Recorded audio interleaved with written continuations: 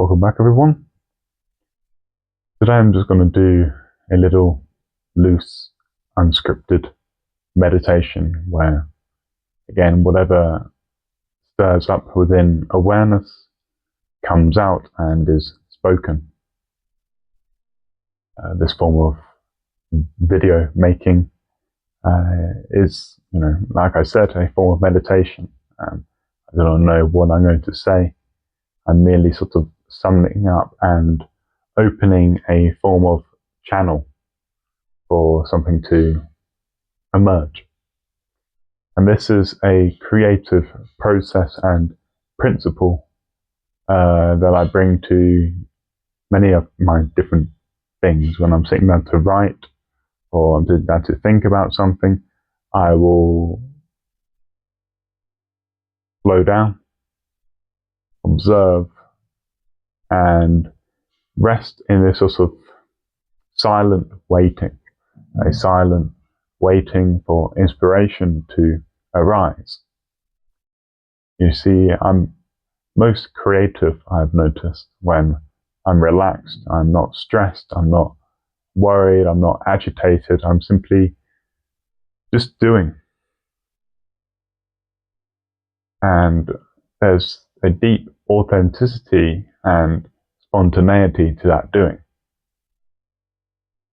And there's no resistance there.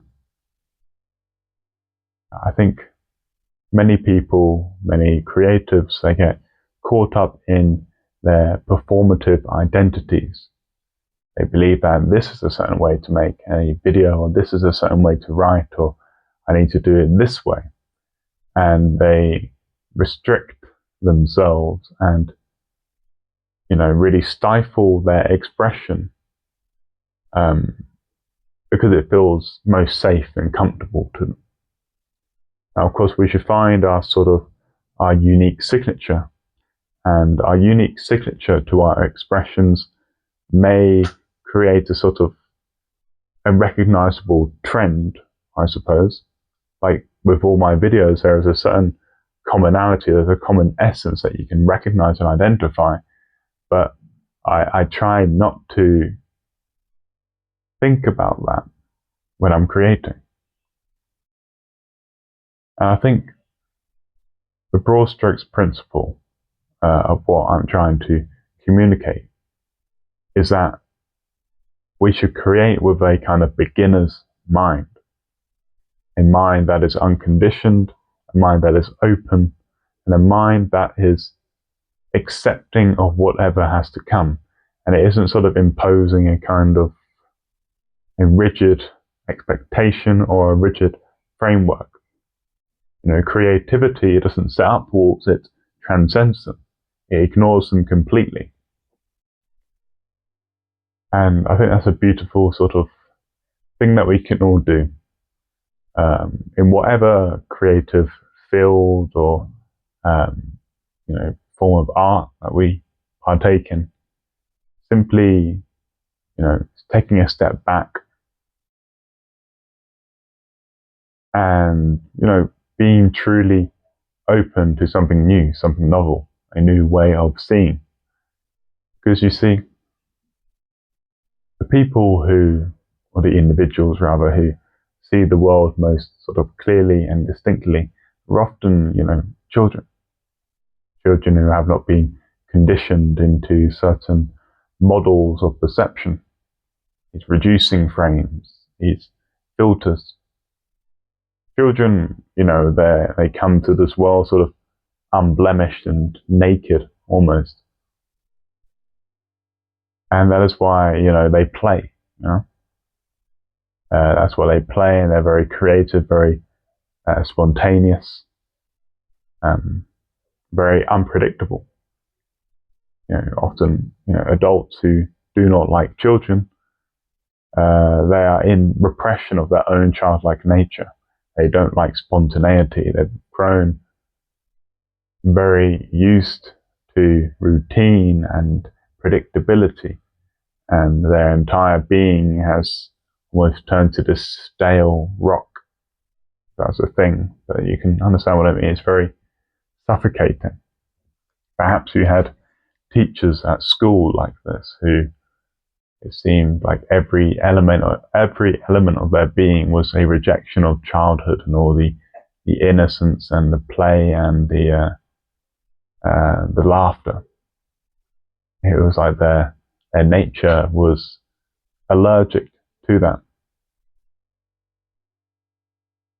And I suppose the tangent I'm going on is drawing us to this new agey notion of inner child healing, and what that is exactly. What it is a sort of a remembrance of the natural play of life, and how when we treat certain contexts and situations as a form of play, we can really relax and enjoy and delight in things. Many people, when they grow up, it seems as though this sort of the joy of life has been sucked out of them, and the whole growing up story arc zaps that childlike nature out of you, and you turn to a corporate drone or someone who is sort of economically enslaved to their job, and everything they think about is not how amazing life is, it's about how I'm going to pay the bills next week. And it's the existence of many people. And what do we do with that, Like, this is a conflict that I'm sensitive to, because I talk a lot about spiritual healing. But a lot of the spiritual sickness of our time is the sickness of the world and society that situates us, and the demands and the pressures and the coercion that inflicts on us for just to survive, just to afford money, pay the bills. Like, we have to pay for living, hence the phrase cost of living. And I'm reminded of a quote from Krishnamurti, which goes, it is no measure of health to be well adjusted to a profoundly sick society. And in fact, many of the so-called adjustments that are imposed on people by the current mental health paradigm, the current psychiatric paradigm, are not ones of sort of really peering into the psychological and sociological root of many sickness. Much of the time, the incentive structure of our paradigm is to just prescribe something, to mask the symptoms, to turn someone into a numbed out sort of non-questioning, obedient, submissive sort of worker drone. But many people might look at that as overly conspiratorial.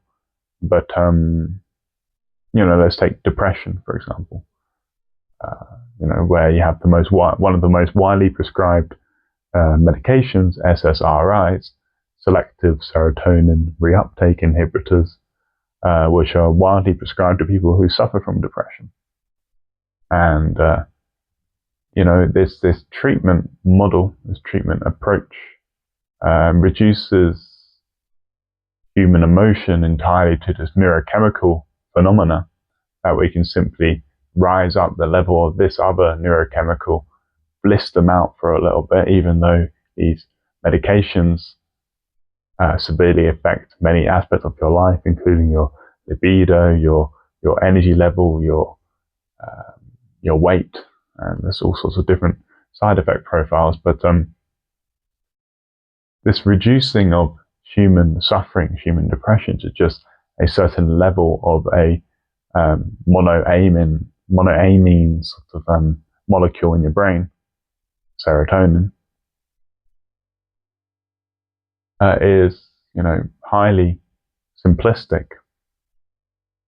But of course, people want something that works or gives them the illusion of working very quickly. Of course, SSRIs sort of,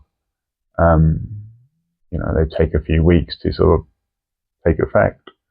and they do raise levels of serotonin in your brain, which does carry certain effects on mood, and it can make you feel this sort of everything's okay now. But what if someone's depression was caused not by their neurochemicals, but by a shit environment? They're working in this monotonous, soul destroying and thoroughly disenchanting life. Is it ethical to give them just this pill that lets them be okay with this form of existence? But these are the sort of solutions that sort of sprout up in our modern world. Like I said before, we don't really have a tendency to look deeply into things. We want simple, short-term, fast solutions, so we can just keep going. Let's just keep going. We don't want radical changes. What's coming up for me in this moment, you see the short-termism in the way that, say, financiers and bankers and people, stock market people, look at the way the financial markets work, and the constant needing of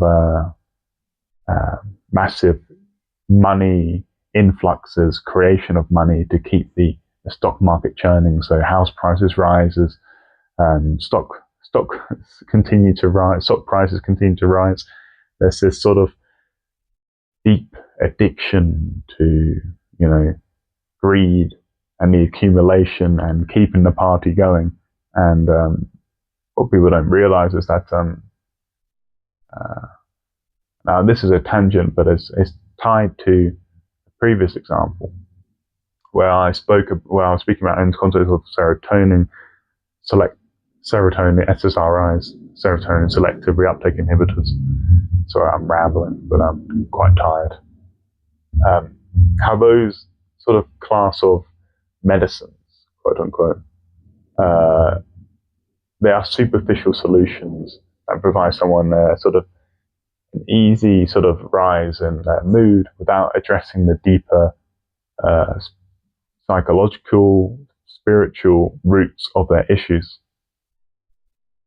And in a similar way in financial markets and stuff like that, I don't know, this analogy may lose some of you, but our addiction to, say, quantitative easing, which is what it's called, our addiction to the economy is drunk on these sort of constant cyclical, every month or few months sort of just creation of money to keep the illusion of wealth going, keep the party going. That's in a similar way, sort of people want short-term solutions, where some people who sort of zoom out, they look at the wider picture in the financial markets or something, and they realize, is this a natural state of affairs? Is it normal to have these sort of central banking entities create money out of nothing just to inject into, buying all these stocks and, shares and whatnot, just to keep the prices artificially afloat so that people have a certain perception of normalcy? They think, times are fine. Times are going great. My house is, up 10, 20%. Is that normal? But I suppose the common similarity between those two examples is the short-term control of perception.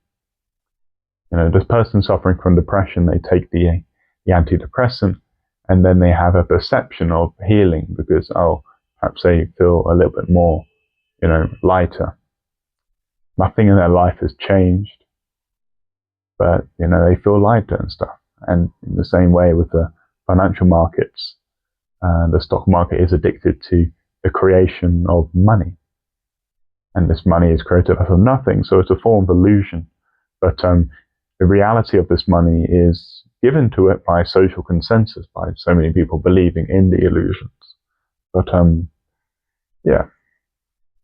I'll park that sort of discussion. I do have a separate channel where I talk a bit more about money and the economy and cryptocurrencies like Bitcoin and whatnot, and understanding the banking system. This one that I worked on a little bit, like months and months ago. I haven't really uploaded on there since, but I might do that when the interest sort of grips me. But yeah, I've spoken about it a lot. I might sort of sign off there. This is probably one of them rambly ones, but I'm uploading a few more of those. I found myself sort of recently just a little bit algorithmically captured, and I'm sort of losing my touch with sort of deep, soulful creation. I'm just speaking like a human being rather than being a performer, or performing not for people, but for this strange, ephemeral, invisible algorithm, which I suppose is comprised of the actions of people in terms of watch time, when they click off, do they like, do they engage, yada, yada, yada. The machines who dictate and determine my life. Perhaps they dictate and determine your life too. What are we to do? We're just little humans, aren't we? Anyway, so I'll leave that at that. I think that's been interesting and insightful. Apologise for my wet hair. I've just got out of the shower. But goodbye, everyone.